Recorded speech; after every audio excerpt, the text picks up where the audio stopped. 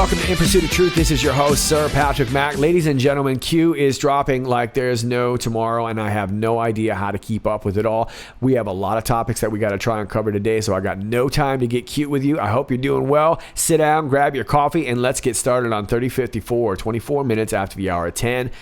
Q takes us to the status of Representative Teach Me How to Dougie Collins, who is calling for the transcript of Peter Strzok's testimony to be released. Now, I'm not going to play this video for you because it is C-SPAN, and they love to hit me with copyright, but we've already got it. I've got it posted on my Twitter if you follow me on Twitter, and if you don't, it's linked down below. 312 pages just when you thought you were getting through 268 pages of Bruce Orr. Now we've got 312 pages of Peter Strzok. And of course, we've got Lisa Page. We've got tons of material coming in. Now, I'm afraid I have not had any chance to even look at it. I'm not really sure even when I'm going to get a chance to look at it. I would love to break this down for you. If I do get a chance to break it down for you, it's likely going to be on Twitter. So please follow me at Twitter, and my link is down below there. Q says, happy hunting. Okay, well, thanks, Q. I'm afraid I don't have time to go hunting right now because I'm going through lots of Q posts. Let's move on to 3055. 26 minutes after the hour 10, we get this Twitter status to Sarah Carter. Just got an update from special counsel spokesman Peter Carr. Andrew Weissman is leaving the special counsel. Read here, Mueller may be wrapping up as Pitbull Weissman to step down. And here's this article right here from March 14th. Ladies and gentlemen, I don't know why they keep calling this guy Pitbull. Does he look like a pit bull at all to you? Looks like I don't know, he doesn't look like a pit bull to me.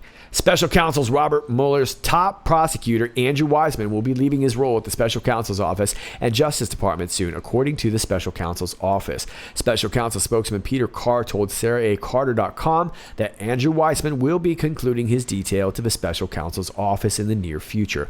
Carr did not elaborate on whether or not Mueller's special counsel will be wrapping up. Weissman, described by the New York Times as Mueller's pit bull for his style and tactics of prosecuting cases. In 2015, Weissman was selected to run the Department of Justice's criminal fraud section and was later handpicked by Mueller to join the ongoing special counsel office investigation into the alleged obstruction and alleged collusion between Trump's 2016 presidential campaign and Russia. And I guess that last sentence is kind of telling, right? If this guy was selected to do this, and now he's taken off, and he's taken off to go take a job at New York University.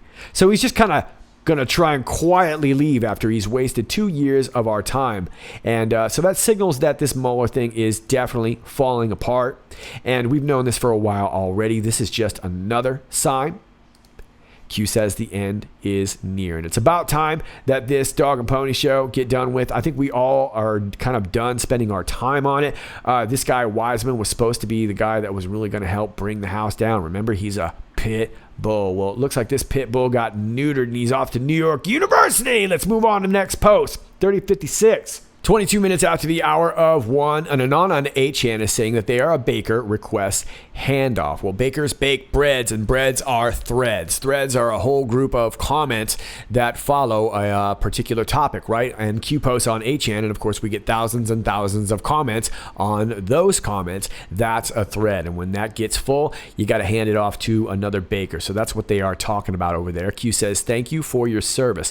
The importance of Anons, Patriots, and your commitment thus far is incalculable. God bless. Yeah, indeed. I would like to thank all you guys over there on 8chan who are doing great work. An Anon on 8chan posted this the other day, learn to bake in 2 minutes. So if you want to understand how they handle threads and whatnot, you can check this video out. I wouldn't be surprised if it's made its way over to YouTube also. And I'd also like to point out a group that I think is sometimes often forgotten are those video content creators. Thanks to all of you Anons. I know how time consuming it is, and you know how much you put your name out on Front Street getting blocked and banned and upload times and this and that. Thanks for all of you content creators that are putting out videos on a daily basis. It's a really tough job. I know personally because I'm going through it, but it's really, really important. It's really, really appreciated. All of you guys are greatly appreciated. Let's move on for now. 3057, 22 minutes after the hour of 1, we get the Punisher logo, which means bring the pain. I hope you like pain.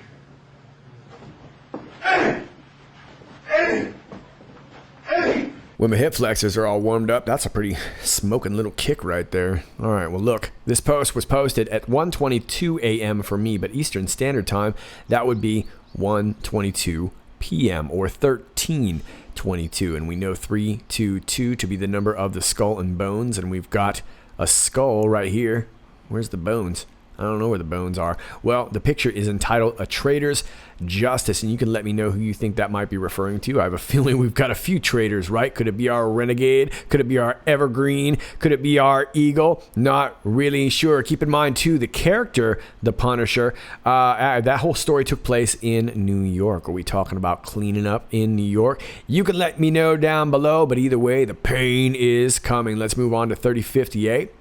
29 minutes after the hour 1. It says Rod Rowe being Rod Rosenstein debrief complete. Very, very nice. So does that mean we're going to start seeing some Rod Rowe information coming out too? Is Rod Rowe ready to finally walk out that dough? We've had a lot of talk about Rod Rowe in the past, haven't we? We've had a lot of speculation as to what's really going on with him. Now we know that at some point he's got to go, and he's even kind of teased that it's going to go, but we haven't really actually physically seen him walk away and raise Trump's hand in victory. Well, this debriefing should usually come at the end, right? That's when a debrief happens, when something is finishing up. And if it's all finishing up, then I suppose Rod Rowe's going to have to turn in that security clearance, right? Well, we'll get a little bit more insight here on 3059, 43 minutes after the hour 1.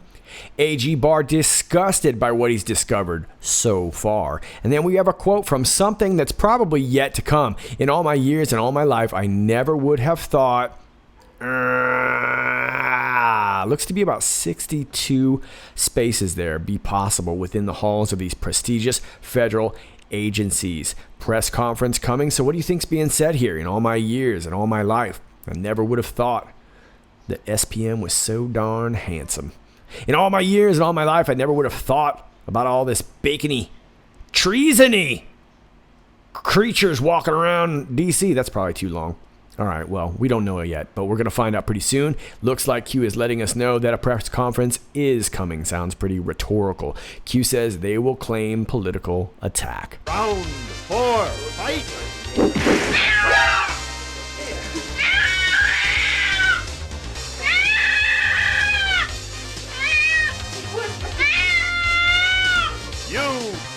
Post 3060, 48 minutes after the hour 1. Q adds on to the previous post by taking us back to March 12th, post 3036. And this was an announcement from the Gateway Pundit that Trump's children were to be indicted. And Q was discussing this here, essentially saying that this was a last resort blockade. They knew the Mueller report was going to turn up nothing. That's exactly what we're staring at right now. And so this is just another blockade.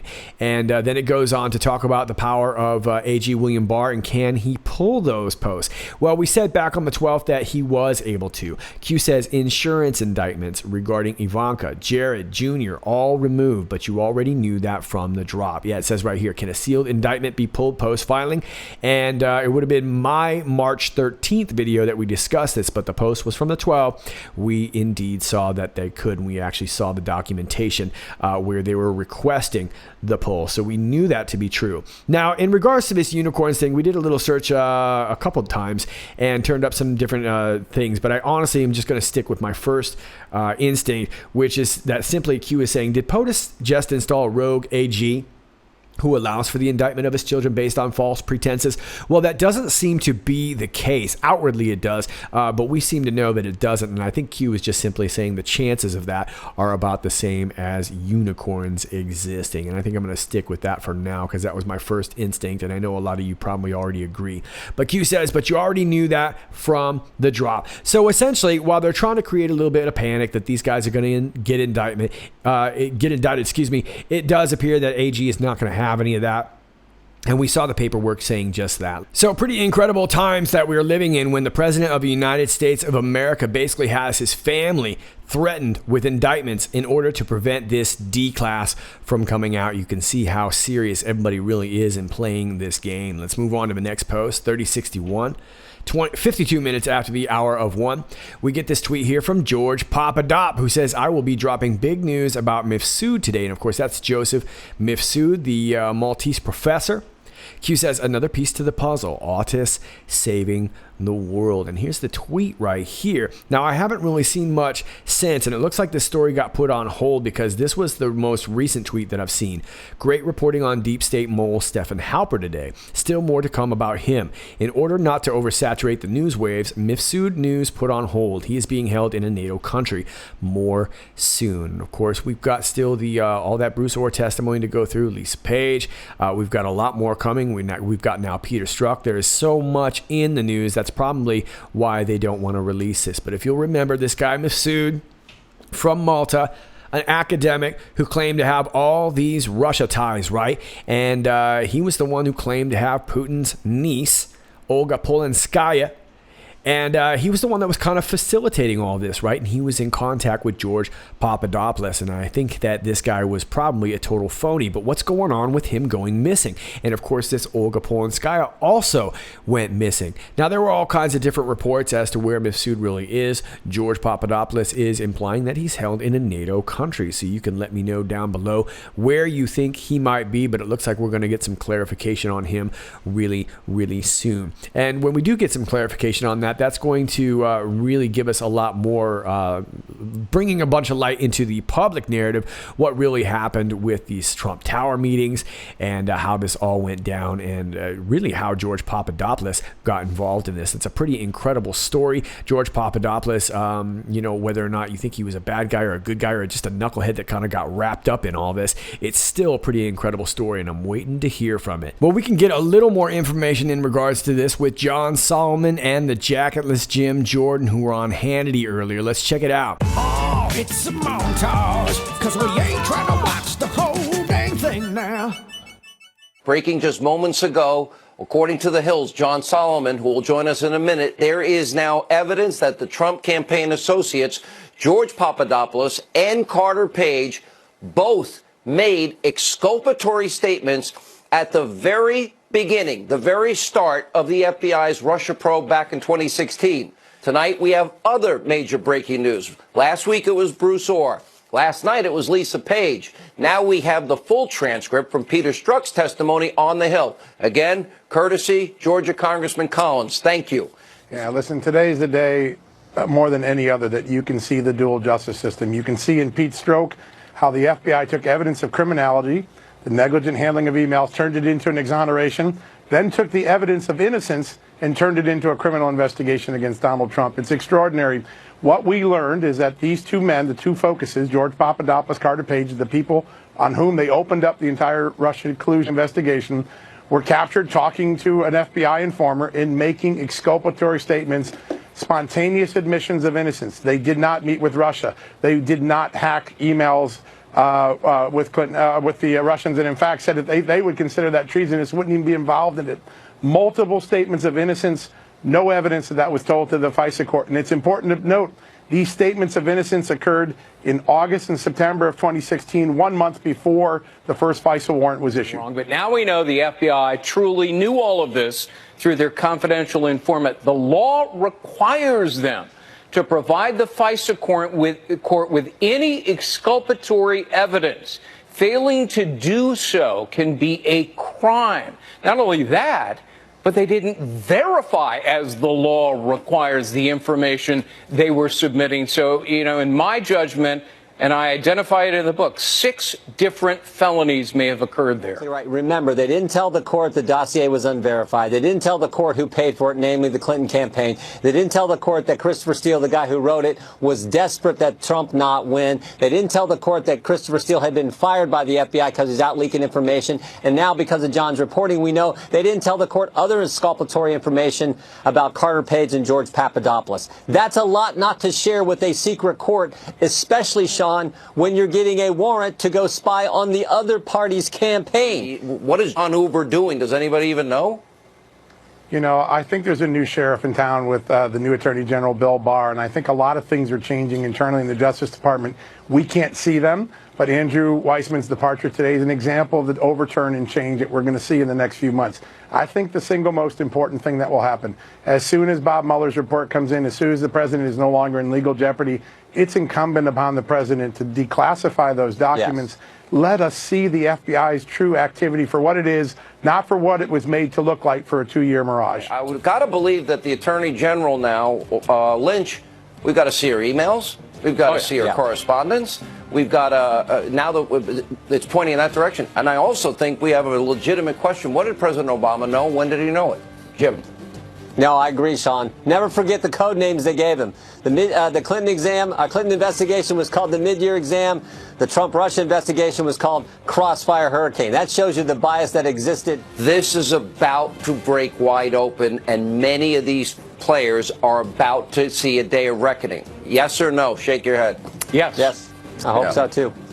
My sources are telling me the same. So there you go. A little bit lengthy, but I thought it was some interesting stuff that was coming forth on Hannity. Let's move to 3062. 2 minutes after the hour of 2 and 17 seconds. I know. Then we get this Hill link right here. It's another John Solomon article. Lisa Page, bombshell. FBI couldn't prove Trump-Russia collusion before Mueller appointment. All right, well, it's not exactly a bombshell here. To date, Lisa Page's infamy has been driven mostly by the anti-Donald Trump text messages she exchanged with fellow FBI agent Peter Strzok as the two engaged in an affair while investigating the president for alleged election collusion with Russia. Yet when history judges the former FBI lawyer years from now, her most consequential pronouncement may not have been typed on her bureau-issued Samsung smartphone to her colleague and lover. Rather, it might be 8 simple words she uttered behind closed doors during a congressional interview a few weeks ago. It's a reflection of us still not knowing. That's what she told Representative John Ratcliffe. With that statement, Page acknowledged a momentous fact. After 9 months of using some of the most awesome surveillance powers afforded to U.S. intelligence, the FBI still had not made a case connecting Trump or his campaign to Russia's election meddling. Okay, like I said, it's not exactly a bombshell, right? Q says, remember this important fact. If there was no evidence of Russia collusion, what grounds did Deputy Attorney General Rod Rosenstein have to appoint Mueller? Rod Rowe offered to wear a wire to entrap the President of the United States in an attempt to invoke the 25th Amendment. Okay, well, we've talked about this briefly before. Remember, before Rod Rowe was handling all this, it was actually Andrew McCabe. And it is my opinion that that was who the deep state always wanted to handle this situation. This was never supposed to get out. Hillary was never supposed to lose.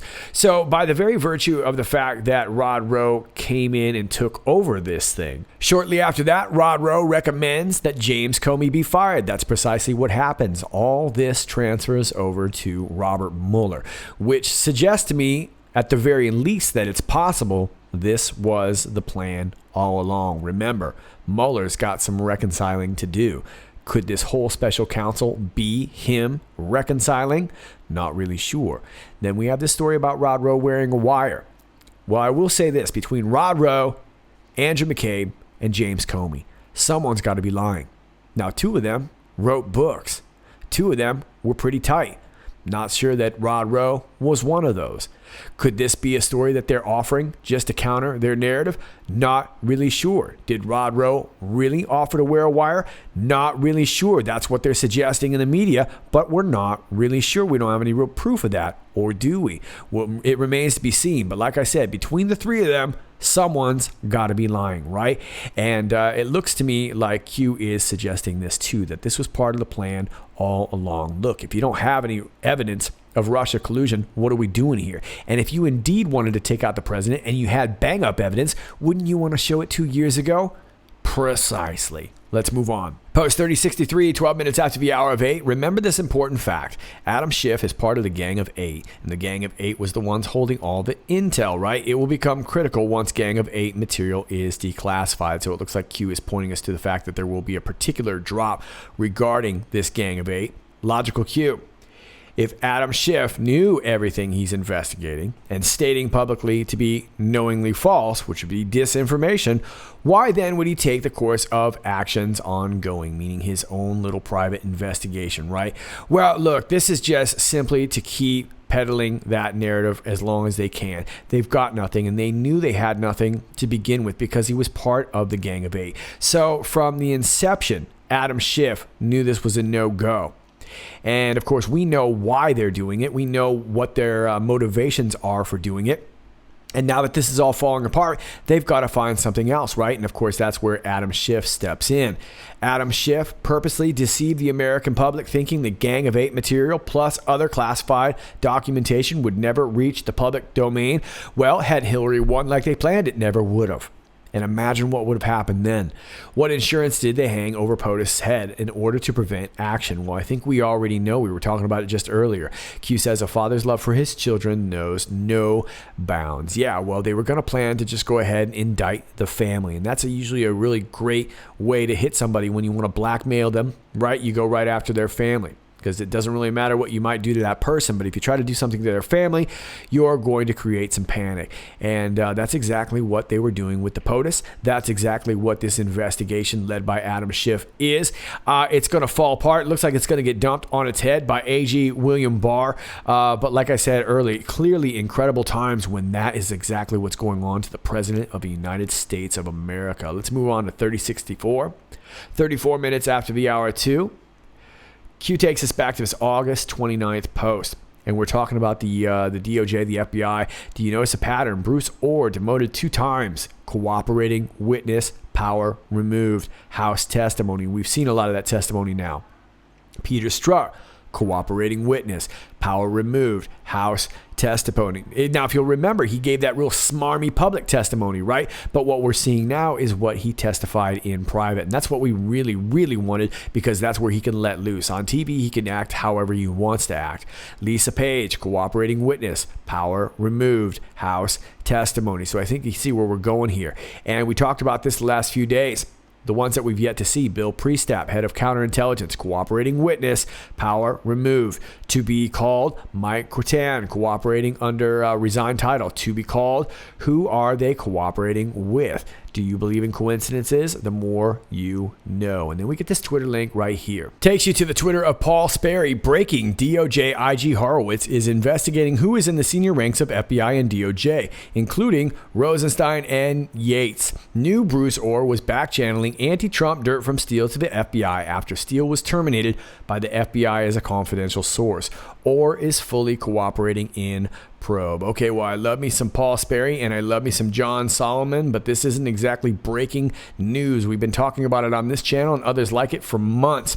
Q says, what did we learn this week? Orr, cooperating witness? Yeah, we've seen the testimony. Page, cooperating witness? Yeah, we're seeing the testimony. Strzok, cooperating witness? Yeah, haven't seen the testimony, but you get the idea, right? Q says, next, well, here it was. And for all those people who have been asking about the D-class all this time, I've been saying this all week long. Here it is, dumping on our heads, up in our face, bacony, cheesy goodness, right up in your grill, right?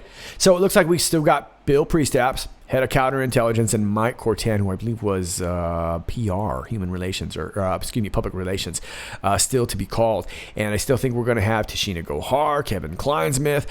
There's still Trisha Anderson, still a lot of names to be seen, but the big one will probably be Bill Priestap. And keep in mind, too, we still, I don't think, have heard everything from James Baker. So lots more goodness to come. Let's move on to the next post, 3065. 42 minutes after the hour of 2. We get this reference to an August 30th, 2018 post, 2003. Everything stated has meaning. What is the significance of Nellie Orr being fluent in Russia? Well, because she was talking to Russians on her ham radio. Is Russian a common language to learn? I don't know. It is in Russia. Why might this language be studied? What position might this language be useful? The farm requires select skill sets, and the farm being the CIA Camp Peary. Then we get this link here to the Epoch Times. Nellie Orr testimony confirms her work for the CIA. Whoa, Nellie Orr, the wife of former high-ranking Justice Department DOJ official Bruce Orr, both of whom played pivotal roles in the FBI's investigation into the Trump 2016 presidential campaign, worked for the CIA as an independent contractor for as long as 6 years. Orr was hired as a researcher by Fusion GPS, the company hired by the Clinton campaign and the Democratic National Committee to produce the now infamous Steele dossier in 2015. She conducted open-source research into members of the Trump campaign for Fusion GPS, which describes itself as a commercial research and strategic intelligence firm that may have been used in the Steele dossier. She also provided her husband with a USB stick, it was actually more than one, containing all her research from her time at Fusion GPS to pass on to the FBI in late 2016 after she had officially left the firm. Prior to her work for Fusion GPS, Orr worked for an internal open source division of the CIA named Open Source Works. Clever name, right? Because it's open source. From 2008 to at least June 2010, it appears likely that she remained in that role until 2014. Notably, Open Source Works is a separate entity from the more commonly known government open source division, Open Source Enterprises, formerly known as Open Source Center. Okay, so I think you see what's up. And then this is some of her testimony with Jacqueline Jordan. She says, starting in 2000, I did some part-time contracting for Meter, which is a contract. Jordan cuts her off, says, I'm sorry, I didn't hear you. Meter Corporation, which in turn had contracts with the U.S. government clients. Got it. Through most of 2008, and then starting in 2008, I worked for Open Source Works. Meter Corporation is a not-for-profit company that operates multiple federally funded research and development centers. In other words, Meter is a government-funded enterprise that conducts research for the U.S. government. Okay, and this is a rather long article, and there's lots of testimony here, but I think you get the gist of it, right? Q says, what did we learn this week? Nellie Orr equals CIA. Well, I hate to break this to you too, Q, but you told us this a long time ago. We didn't learn it this week. We learned it long time ago. She's a farm-raised, free-range, chicken-neck, knuckle-headed clown.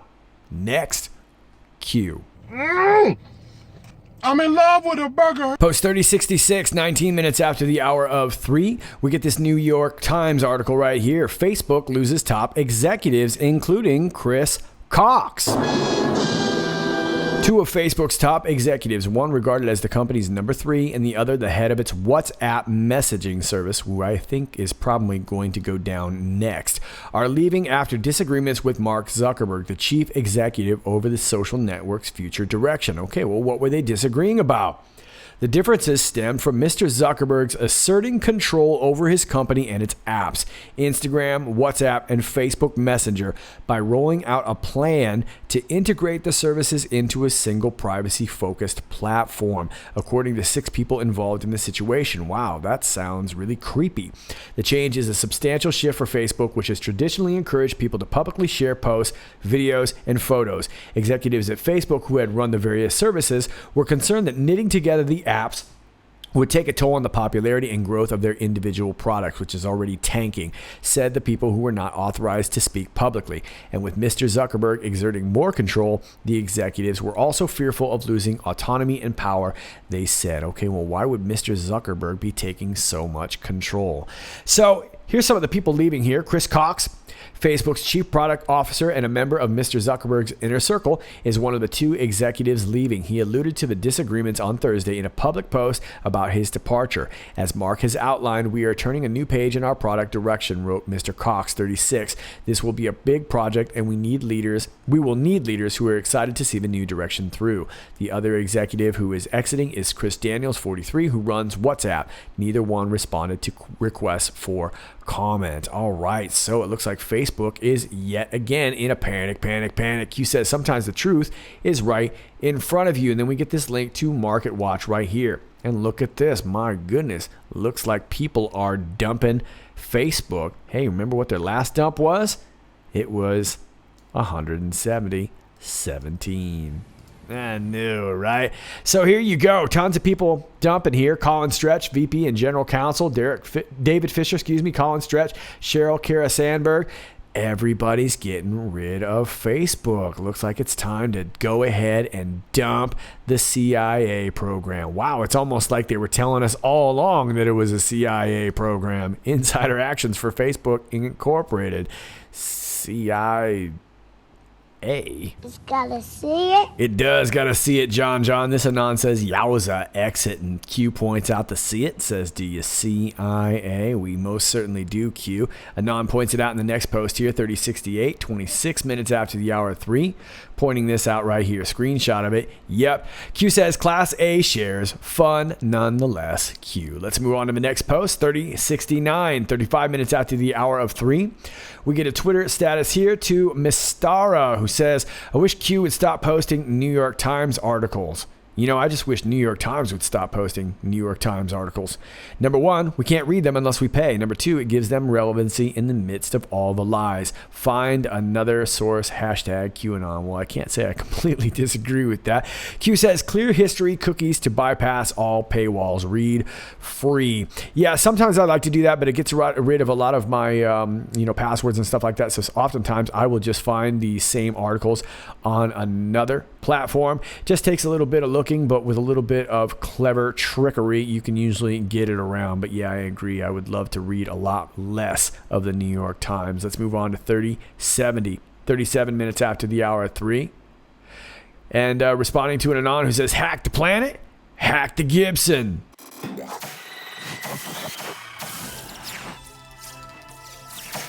That is a reference to the 1995 film Hackers, which featured a character named Dade Murphy, otherwise known as ZEROCOOL. And he was a young little hacker that got popped by the U.S. Secret Service for starting a virus that ended up tanking the New York Stock Exchange. And his punishment was that he was not allowed to touch a computer until he was 18. And the movie picks up where he turns 18 and he joins a ragtag bunch of hacker misfits. And they go on to actually save the world from another hacker who attempts to spread a virus. And along the way, hijinks ensue. Q says, good movie, ZEROCOOL Q. Let's move on to the next post.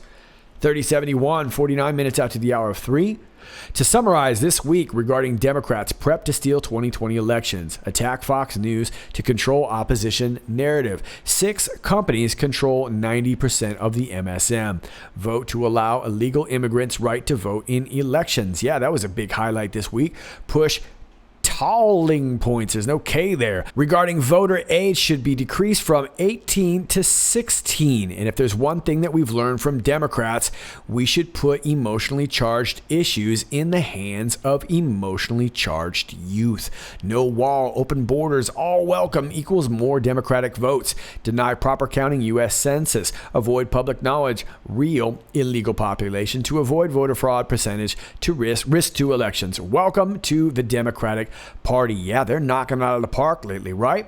Let's move on to the next post. 3072, 50 minutes after the hour 3. Q clarifies, I'm assuming, regarding the talking points. Says disregard spelling error. On the move.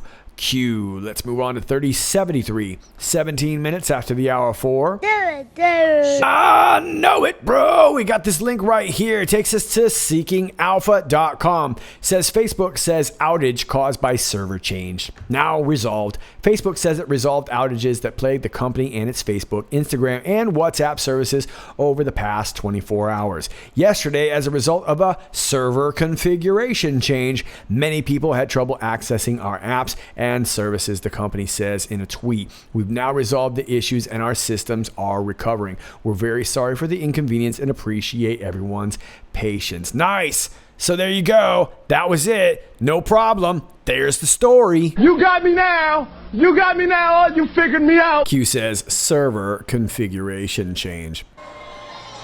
Right, exactly. I think we all know what's up. Seekingalpha.com. You're fake news. Post 3074, 49 minutes after the hour of 4. Q jumps in on a conversation that was already going on 8chan talking about Germany. And Q says, very sad to see Germany pulling on the strings on the UK. Democracy must and should always prevail. Oh, looky there. It's Q plus, whoever that is. Next post, 3075, 52 minutes after the hour of 4. Stand strong, Patriots. The United States is with you. And once again, Q plus, whoever that is. 3076, 45 minutes after the hour 8, we get this Twitter status right here. To filthy liberals. This is about to break wide open, and many of these players are about to see a day of reckoning. And everything you see in this video, you already saw in my cool guy video montage from earlier. It's basically saying the same thing. It's the same exact episode. So we're going to go ahead and move on to the next post, 3077. 39 minutes after the hour of 9, Q says, be vigilant at all times. U.S., U.K., and then we've got Frank from IT. So be careful, Frank from IT. I'm just kidding. That's France and Italy. See something, say something. Narrative change needed. Fake news attempting to rebrand harmful testimony and instead provide misleading info to their readers. And here is an example from the Washington Compost. In newly released transcript, former FBI lawyer fires back on charges that anti-Trump bias affected Trump and Clinton probes. Dude. Oh, no. Former FBI Lisa Page defended herself and the Bureau last year against accusations that bias against Donald Trump affected federal investigations of the Trump campaign's suspected Russia ties and of Hillary Clinton's emails, according to a transcript released Tuesday by the top Republican on the House Judiciary Committee. Okay, well, forgive me if I don't feel like reading a ton of the WAPO, but let me just give you a couple of the ideas here. Many of us in law enforcement dislike the subject of our investigations. We are not keen on pedophiles and fraudsters and spies and human traffickers. Okay, good. So get to work on the DNC. Page said that is fine. What would be impermissible is to take that harsh language and to act in some way that was illegal or against the rules, and we don't do it. And here's another one down here. Strzok has denied to lawmakers that his personal messages ever affected the integrity of his work. Like Strzok, Page also testified that their intentions were not nefarious, but reflected that investigators considered a Trump win to be unlikely. She explained that the intent of the text was, let's not, throw the kitchen sink at this because he's probably not going to get elected, and so then we don't have quite as horrific a national security threat than we do if he gets elected. Okay, so blah, blah, blah, blah, blah. Deep state trying to get out in front of a narrative because they know exactly what is coming. They see the release of all this testimony too, and they've got to try and put their spin on it, and that's exactly what Q is talking about. Instead, providing misleading info to their readers. They knew that this was terrible information. They went with it anyway, and they attempted to spy on a duly elected president, and they did it with absolutely no sauce at all, right? Well, that's because they're the enemy of the people. And at this point, they're only trying to get out in front of the narrative, likely to soften the blow for themselves and protect themselves the best they can because they all know they have it coming. Let's go ahead and move on to the next post. 3078. 52 minutes after the hour of 9, Q is responding to an Anon who's asking about New Zealand. They said, didn't you forget about New Zealand, Q? Q says, not big enough to pull headlines, news away. Think days. And what I think they're referencing here, I think the Anon is likely referencing the shooting, the mosque shooting that we had out there in New Zealand. And although it's a big story and looks to be another false flag kind of event, I think what Q is saying is that an event like that is probably still not big enough to pull headlines away from something like a D class. And, if you think about the things that did pull away from that was, like the death of no-name McCain, right? They had to go ahead and have a funeral. Then also, of course, George Herbert Walker Bush Sr. also had himself a little send-off, right? And that was right around the time we were going to get this DNC leaker. We were just talking about this the other day.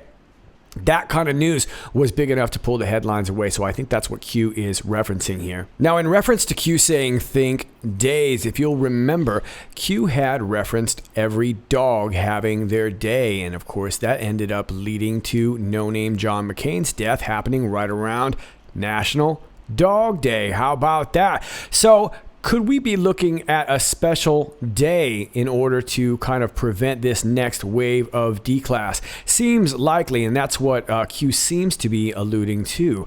Now, we've got a special day to talk about, but let me put that off for just a second and read this next post. Q says tomorrow is Friday on post 3079, 28 minutes after the hour of 11.